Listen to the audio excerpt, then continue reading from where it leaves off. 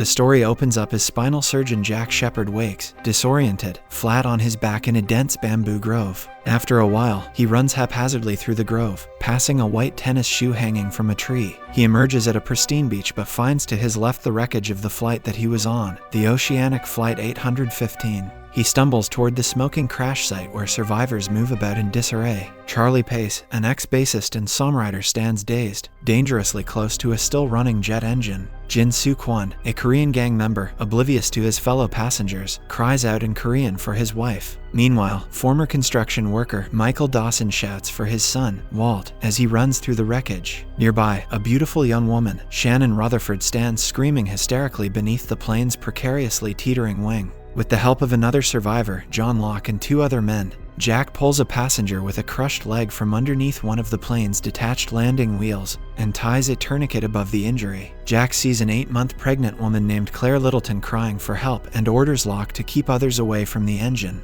As he moves towards Claire, one of the survivors is sucked in the still-running engine, which explodes violently. After shielding her from the explosion, Jack tells her to remain absolutely still. He directs an obese man named Hurley Reyes to take her away from the fumes of the burning wreckage, and to call him if her situation worsens. Jack then goes to Claire's stepbrother, Boone, and tells him that he is doing mouth-to-mouth incorrectly. The well-intentioned but unqualified Boone goes to find a pen, thinking it may help. The woman he was giving mouth-to-mouth, Rose, eventually breathes again after Jack's continued attempts to resuscitate her. Jack looks up and sees Hugo and Claire sitting under the ominously creaking plane wing. He dashes to them and the 3 escape just as the wing collapses and explodes. A piece of the plane's engine narrowly misses Charlie as he wanders aimlessly. Following this, Jack finds a sewing kit in a suitcase from the plane's wreckage and runs to a secluded spot away to treat a large gash on his lower back. He sees Kate Austin, a fugitive on the run, walking out of the jungle and asks her to stitch his wound as it is out of his reach. Reluctantly, she rinses her hands with Jack's vodka while he washes the wound.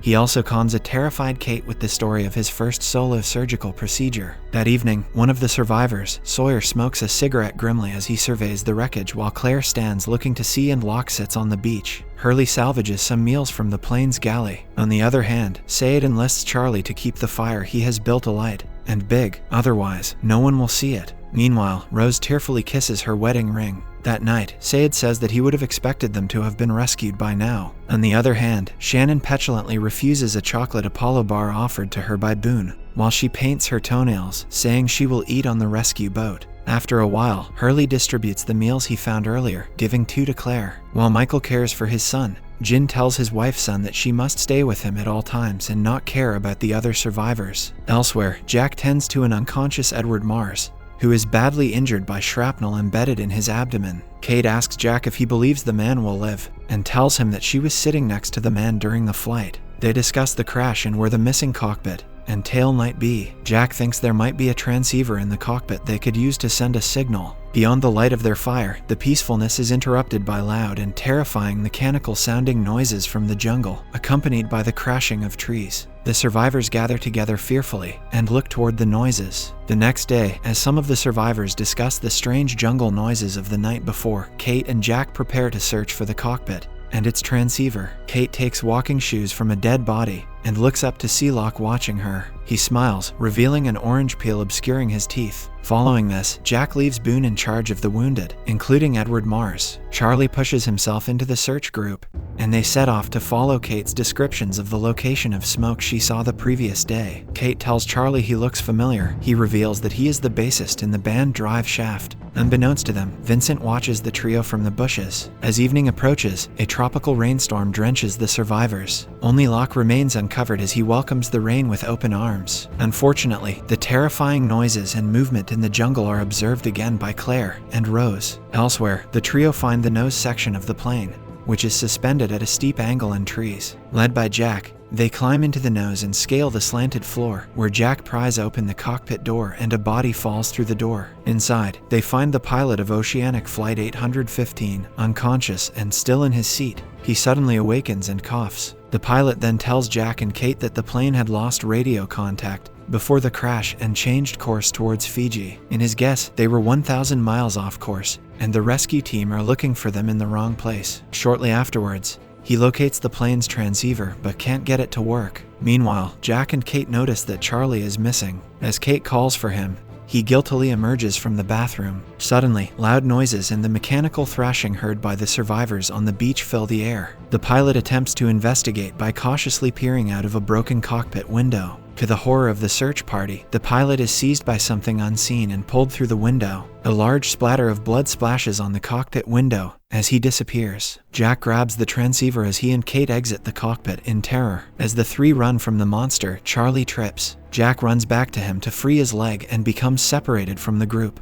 Kate continues running but stops and draws herself under the trailing roots of a banyan tree. She calms herself by counting to 5, a method that she and Jack had discussed while stitching the latter's wound. Few minutes later, Charlie runs into Kate and the two begin searching for Jack. Kate finds the pilot's badge in the mud beneath a tree, and she and Charlie look up and spot his bloodied body suspended in the treetops. Fortunately, Jack steps out of hiding, saying that he dodged the monster. Looking up, Charlie wonders what could have possibly done that to the pilot. In a flashback to before the crash, Charlie sits in his seat on Oceanic Flight 815.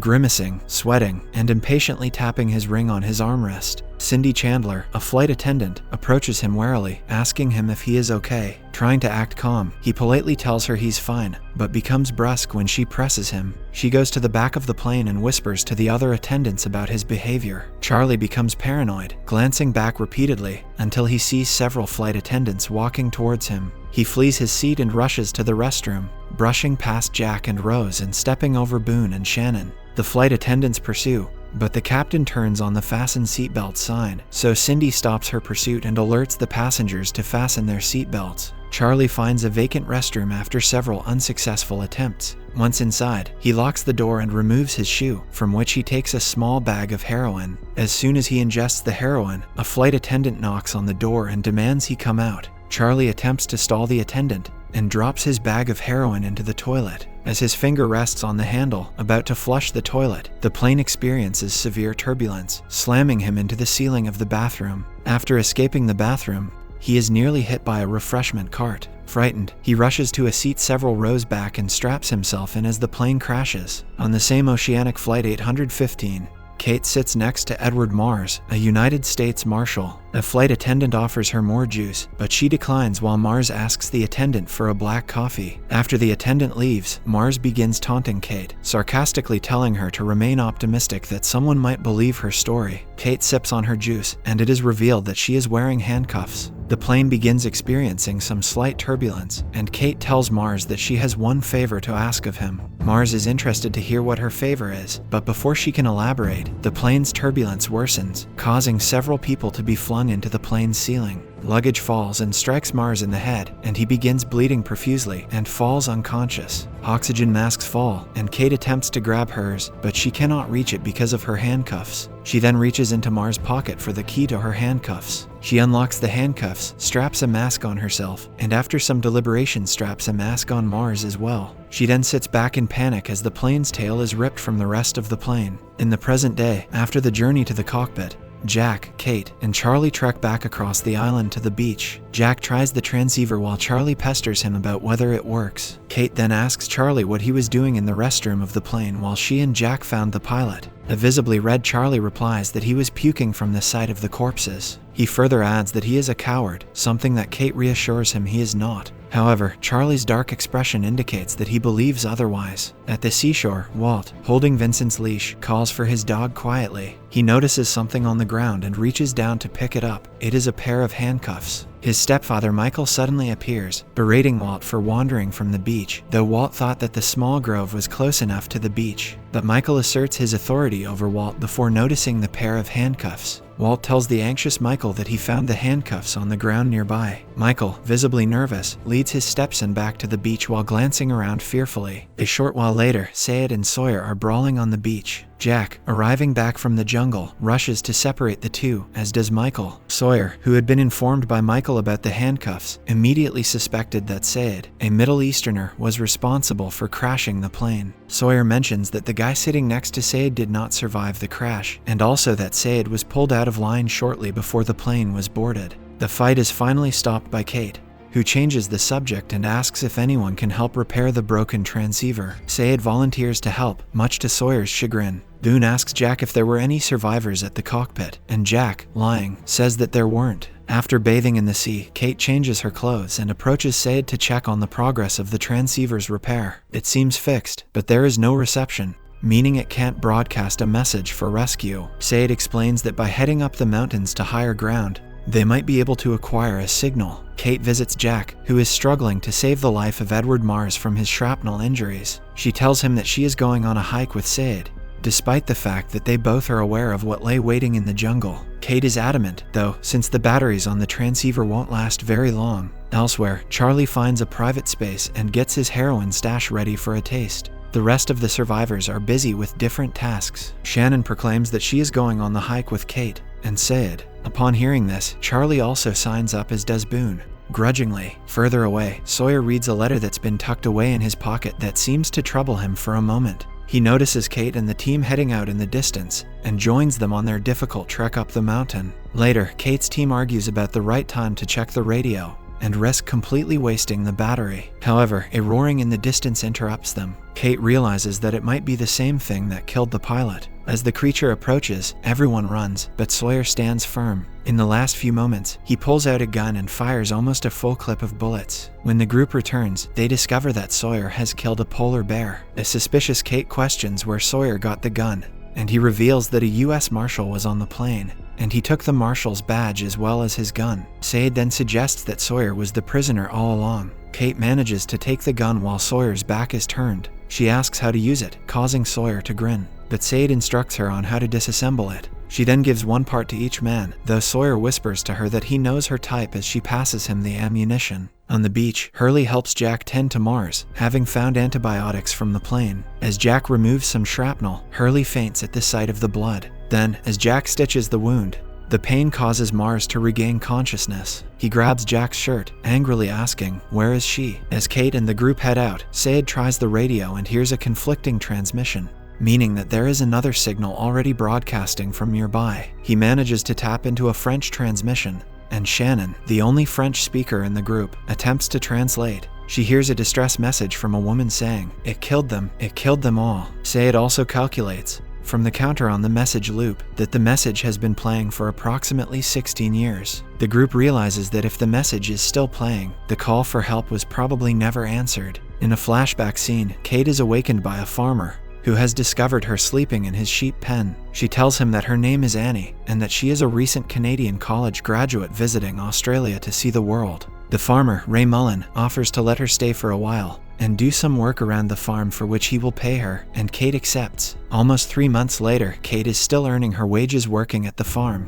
One night, she states she was planning to give him a letter to say goodbye because she was bad at it. Ray asks her to stay one more night, and in the morning he will give her a ride to the train station. The next morning, Kate and Ray ride silently to the train station in Ray's beat-up truck. Ray asks if she's hungry as he nervously looks in the rearview mirror at the black SUV behind him. Kate notices this and asks him what's going on. He reveals that he had known she was a fugitive for a few days since he saw her mugshot in the post office. He expresses his sincere apology for turning her in and claims it was a hard decision, but he needs the reward of $23,000 to pay his mortgage. Shortly after, the black SUV pulls up beside them, the window rolls down, and behind the wheel is Edward Mars, the marshal. Back in the present day, in a makeshift medical tent, Jack is tending to the critically wounded marshal, who mutters the same thing over and over through his pain. "Don't trust her. She's dangerous." When Jack asks him who she is, the marshal tells him to look in his jacket pocket. Reaching into his pocket, Jack pulls out a mugshot of Kate. The signal party of Sayid, Kate, Sawyer, Boone, Shannon, and Charlie are working their way back down the mountain. It's getting dark and some of the group wants to make camp for the night. Sawyer wants to continue through the jungle at night, but others in the party convince him otherwise. Sitting around the fire, they discuss what they should tell the beach camp about the distress signal they heard on the transceiver. They decide as a whole to not reveal what they heard, in order to keep the group's morale up. At the signal party's camp, Boone lifts the gun from Sawyer and the magazine from Sayid as they sleep. They wake and an argument ensues over who should have the gun, but they cannot agree on a trustworthy candidate until they agree on Kate. She reluctantly agrees to keep it. The next day, Hurley comes to the medical tent to tell Jack that the signal party has returned. Before Jack can get to the group, Kate pulls him aside and says that she has something to say to him. She explains what was heard on the transceiver. He asks if there is anything else she would like to tell him. Kate asks if the marshal had regained consciousness while she was gone with the signal party. Jack lets her know that he did, but only briefly. Kate asks if he had said anything to Jack. Jack lies and says the marshal didn't say anything. While they talk, the marshal's condition takes a turn for the worse. Jack knows that without proper tools and stronger antibiotics, the marshal will not make it through the night. Hurley tells Jack that he's searched everywhere for more medicine, except the fuselage, but he'd rather not go in there. Jack enters the fuselage and picks his way around the corpses inside it. He hears some rustling behind him. It's Sawyer. He's going through the fuselage for things he could use, such as liquor and Playboy magazines. Jack berates him for disrespecting the dead and being self-absorbed. And Sawyer replies that they're no longer in civilization, they're in the wild. As Kate leans over the marshal's body, he regains consciousness and grabs her by the throat. Fortunately, Jack returns and pushes the marshal back to the ground. While Kate gasps for air, the marshal goes into shock. Seeing this, Jack gives him water as Kate denies provoking him in any way. She wants him to euthanize the marshal, but Jack refuses, saying that he saw her mugshot and he is not a murderer. Later, while Jack tries to treat the marshal in the tent, he tells Jack not to trust Kate, saying that she'll do anything to get away, and tells Jack he wants to talk to Kate alone. Jack responds by asking what Kate did, but the marshal refuses to tell him. When Kate enters the tent, the marshal asks Kate what the favor she asked him for on the plane was. Kate tells him she wants to make sure Ray gets his $23,000. The marshal laughs and tells Kate that she is one of a kind. He then asks if he is going to die. When Kate nods, he asks Kate to end his life and put an end to his suffering, a request which she accepts. The next day, Jack is sitting silently, staring at the surf alone as Kate sits down next to him. She wants to tell him how she became a fugitive, but Jack says that he doesn't want to know. Now that they're on this island, far away from home, he believes that everyone should be allowed to start over. In a flashback from an airport in Australia, Locke is prepared for his walkabout. However, the guide refuses to allow Locke admittance because Locke is actually paralyzed below his waist and had neglected to mention. Locke states that he can do this, but the guide bluntly says, "No, you can't." Before leaving, as the bus departs for the walkabout, Locke shouts at the window to never tell him what he can't do. In the aftermath of the Oceanic Flight 815 crash, Locke wakes up on the beach, surrounded by screams. However, his attention is soon drawn to his feet as his toes wiggle. He realizes he is no longer paralyzed. Getting to his feet, he is called on for help by Jack to free another survivor. Back in the present, at night on the beach, rustling and roars are heard emanating from the fuselage. Jack moves to investigate with the rest of the group, but the creatures inside begin to move towards them, and the group runs for their lives. With the whole camp flustered, Locke steps forward to provide an explanation. The creatures are in fact wild boars. Still a little shaken, some of the survivors discuss the situation in the fuselage. The remains of the dead are rotting in the sun, not to mention attracting wildlife. Jack puts forward the harsh truth that the bodies should be burned, much to the dismay of Sayed, who points out that this act would show no regard to the individual's wishes or beliefs about death. Jack, however, is undeterred. He states that the fuselage itself will be burnt at sundown the next day, which will also provide a strong signal fire that night for possible rescue. In the morning, Kate finds Sayed, who is working on trying to make antennas to triangulate the distress signal that they heard previously. Meanwhile, the group realizes that they have exhausted all of the food from the plane and face the prospect of starvation. Locke stands up, suggesting that they hunt the boars that attacked them. With the help of two others, he plans to kill the piglets, which would provide food and allow the mother to continue living to possibly breed more in future. As Jack and the rest of the group agree, Locke reveals the case he checked in when boarding the plane, which is full of hunting knives. Kate prepares to join the hunting mission, and Jack asks her why she is always so willing to sign up for outings into the jungle. She reveals that Sayed had given her an antenna to try to isolate the distress signal, which she is going to use when further inland. Michael is also gearing up for the trek and asks Son to watch Walt. Despite not speaking English, she understands quickly what Michael is asking and agrees to look after him. Walt objects to not being included, but Michael tells him that this is an opportunity to get to know Locke better. Elsewhere, Boone speaks to Shannon about Rose, a woman who lost her husband in the crash. She sits staring out at the water all day, and Boone is worried that she is suffering from some kind of shock. Shannon shows little interest, however, and the two argue about her not caring about others, despite the fact that she is relying on them for food. Shannon says that she can look after herself, and Boone smirks at the idea that she could catch fish for herself. Soon after, Shannon finds Charlie in the jungle and uses her charm to make him try to catch a fish for her. Meanwhile, Boone asks Jack to speak to Rose, on account of him being the man who saved her life after the crash. He reluctantly obliges, but Rose gives him no reply as he tries to chat with her. In the jungle, Locke tracks the boar's movements while Michael explains to Kate that Walt lived with his mother until her death 2 weeks ago. He and Walt had very little contact prior. They suddenly happen upon one of the boars, but when Michael speaks loudly as Kate and Locke silently approach, the mother boar charges at them in fear. This leaves Michael injured, and Locke also winded. While Kate tends to Michael, Locke says that he will find the boar alone, and states, "Don't tell me what I can't do," when Kate doubts him. Charlie and Hurley try to catch fish with a stick to little avail, as the tides throw them back. Meanwhile, Claire finds Sayed, giving him a letter she found with his name on it. Inside are photos of a young woman. Up the shore, Rose finally begins talking to Jack, and he reveals amongst other things that he only became a doctor as a result of medicine being the family business. As Kate and Michael head back, she climbs up a tree to attach the antenna. However, before she can finish, she hears the sounds of the monster, causing her to drop and break the equipment. The monster heads straight for Locke, who stares straight at it. On the other hand, Sawyer offers Claire some diaries and documents he found previously, and Michael arrives back at camp with Kate. Charlie also arrives back from his own hunt, giving Shannon a fish he eventually managed to kill. Boone and Shannon argue once more about her using people to get her own way, and Charlie realizes that she used him. Elsewhere, Jack and Rose move from their spot back to the camp to prepare for the memorial. He comments that she could say something about her husband, but he is shocked to hear Rose claim that she believes those in the tail section survived. Suddenly, Jack sees a man in a suit standing by the trees, and is shocked into silence. On second glance, however, the figure is gone, and a confused Jack follows Rose back to camp. Kate returns the broken antenna to Sayed, with the resolve that they will try again until they succeed. Jack arrives, and Kate reveals that Locke was right in the monster's path, and probably did not make it. However, Jack once again sees the man in a suit and runs into the jungle, with Kate at his heels. Instead of the figure, however, they find Locke, who brings with him a dead boar. In the final scene, at sundown, Claire reads off the names of the dead, giving brief bits of trivial information she managed to glean from the documents in the wreckage. The only survivor not attending is Jack, who sits away from the service looking out at the sea. Michael appreciates Locke for hunting the boar, and then asks Locke about the monster, but Locke says that he did not see anything.